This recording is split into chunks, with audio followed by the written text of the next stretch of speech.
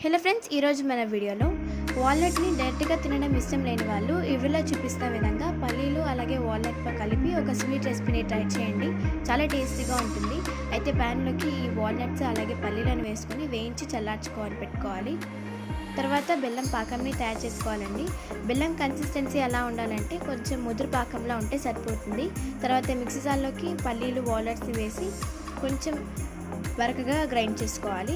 తర్వాత పాకం అయిందో లేదో టెస్ట్ చేసుకొని అందులోకి ఫ్లేవర్ కోసం ఇలాచీ పౌడర్, మనం మిక్సీ పెట్టుకున్న ఈ పల్లీలు వాల్నట్ పౌడర్ వేసేసుకొని కొద్దిగా నెయ్యిని వేసి మొత్తం బాగా కలిసిపెట్టేట్లుగా మిక్స్ చేసుకోవాలి.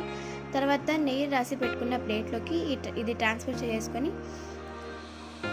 డ్రై ఫ్రూట్స్తో గార్నిష్ చేసుకొని మనకి ఇష్టం వచ్చిన షేప్స్లో కట్ చేసుకుంటే చాలా టేస్టీగా ఉంది. ఈ బర్ఫీస్ రెడీ అయిపోయాయి. మీరు కూడా తప్పకుండా ట్రై చేయండి. ఒకవేళ మీరు రెసిపీని ట్రై చేసినట్లయితే తప్పకుండా కామెంట్ చేయండి. Thanks for watching.